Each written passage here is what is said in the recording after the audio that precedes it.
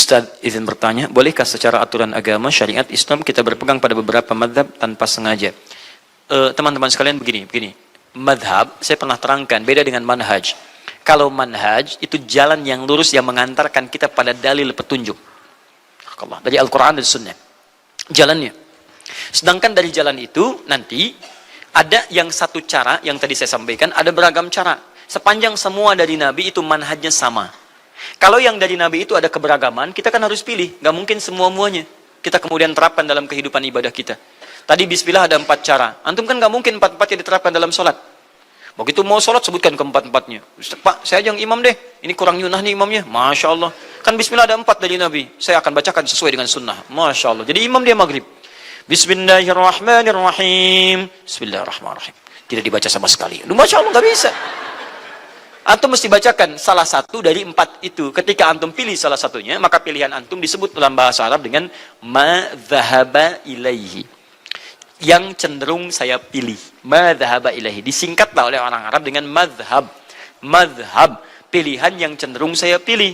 Jadi bermadhab itu artinya memilih satu pilihan yang memang saya harus terapkan. Ini keniscayaan. Nggak mungkin orang Islam tidak bermadhab. Mustahil. Madhab itu mengambil yang kita pilih. Cuman pilihan mana yang diambil itu kembali kemudian kepada pengetahuan kita.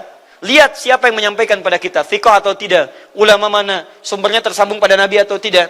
Maka dari situlah kemudian kita dapatkan. Dari mana menelusurinya? Ulama membuka jalan, kita tidak mungkin bertemu dengan sahabat.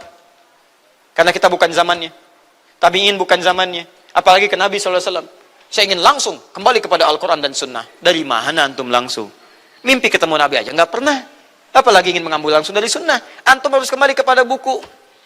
Siapa yang menulis buku itu? Para ulama. Dari mana ulama mendapatkan? Dihimpun dari generasi sebelumnya. Salafus saleh. Generasi sebelumnya disebut dengan salaf. Salafi yang baik disebut dengan saleh.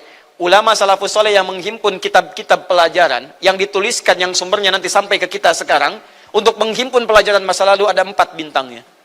1, Imam Abu Hanifah. 2, Imam Malik. 3, Imam Asy-Syafi'i. 4, Imam Ahmad. Kita tidak menepikan ada imam-imam yang lainnya, tapi 4 ini yang paling dikenal. Maka dihimpun oleh mereka di kitab mereka. Dihadirkan semuanya tuntunannya, ada semua di situ. Dan mereka pun harus memilih salah satu. Nggak mungkin Imam Syafi'i tahu dijaharkan, tahu disirkan, tahu tidak dibaca sama sekali, tahu dibaca pertama selanjutnya tidak. Tapi kan nggak mungkin Imam Syafi'i mempraktikkan ke-4-4-nya. Beliau pilih dijaharkan. Maka ketika memilih dikenal dengan mazhab Asy-Syafi'i. Imam Ahmad memilih disirkan, maka dikenal dengan mazhab Hambali. Teman-teman, pelajaran kita sekarang, itu semua referensinya pada umumnya mengambil merujuk kembali ke 4 imam ini dengan karyanya. Karya itulah yang menghimpun pendapat ulama sebelumnya sampai ke Nabi SAW. Karena kita tidak mungkin berjumpa dengan Nabi. Maka kalau antum mengambil referensi dari Imam Asy-Syafi'i, maka dikenallah orang ini dengan bermadzhab Syafi'i. Mazhab Syafi'i itu bukan ikut kelompok Imam Syafi'i, bukan. Maksudnya mengambil dari Nabi lewat jalur Imam Asy-Syafi'i. Ngambil dari Imam Malik, jalur Imam Malik bin Anas. Dari Imam Abu Hanifah ngambil, disebut dengan Hanafi. Dari Imam Ahmad disebut dengan Hambali. Jadi semua orang Islam mesti mengambil lewat jalur madhab untuk menemukan satu manhaj kembali kepada Nabi SAW. Mustahil ngambil sendiri, pasti lewat situ. Ya, Syekh Al-Albani misalnya ngambil lewat jalur Hambali. Ibnu Qayyim Al-Jauziyah ngambil dari Hambali. Syekhul Islam Ibnu Taimiyah ngambil dari Hambali. Syekh Ar-Rafi'i ngambil dari jalur Imam Asy-Syafi'i. Syekh Abu Wahbah Az-Zuhaili dari Asy-Syafi'i. Dari situ. Misal siapa lagi? Suhnun, Imam Suhnun dari jalur siapa? Imam Malik. Ya, Syekh Ar-Rabiti dari jalur Imam Malik. Ya, Syekh Ad-Dahlawi dari jalur Imam Abu Hanifah.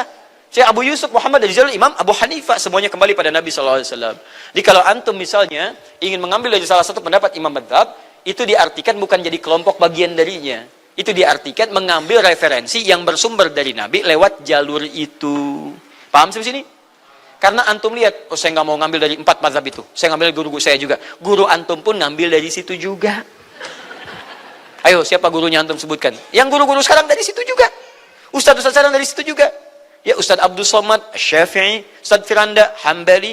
Ya, Ustadz Khalid Basalamah dari Hambali juga. Ngambilnya referensinya. Ya, kalau ngambil dari yang lain juga, ujungnya ke situ juga. Silahkan cek. Ustadz Syafiq ngambil dari Hambali juga. Silahkan. Ustadz Abdul Qadir Jawas dari Hambali juga. Ustadz Abdul Hakim Abdad dari Hambali juga, ujungnya ke situ juga. Terus antum mengatakan jangan mengambil dari mazhab, guru antum sendiri ngambil dari mazhab. Kalau antum menepikan mazhab berarti antum bikin mazhab sendiri. Silakan mazhab Adi Hidayat dikenal dengan Hidayati. Nggak bisa. Nggak bisa. Saya pun ngambil dari situ.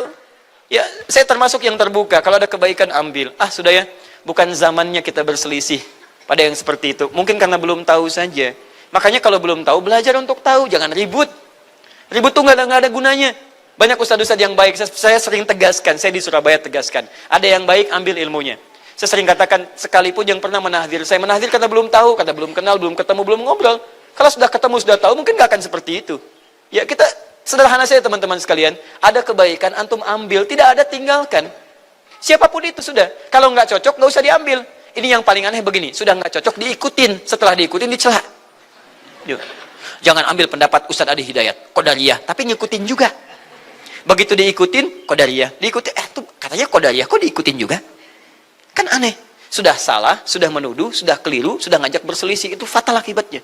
Ingat, seseorang yang menuduh dengan tuduhan akidah dan tidak tepat, maka tuduhan itu akan mencari pemiliknya. Ke langit tidak ditemukan, ke bumi. Tidak ada, akan kembali pada pemiliknya. Saya bukan Qadariyah. Dan saya sudah tegaskan itu. Anda tetap menuduh saya, maka tuduhan itu kembali kepada Anda. Ingat baik-baik itu ya. Maka ingat baik-baik, jangan pernah menuduh siapapun dengan tuduhan yang tidak benar, tidak ada nilai pengetahuan. Karena setiap tuduhan apapun akan kembali kepada pemiliknya ketika dia tidak menemukan kalimat itu.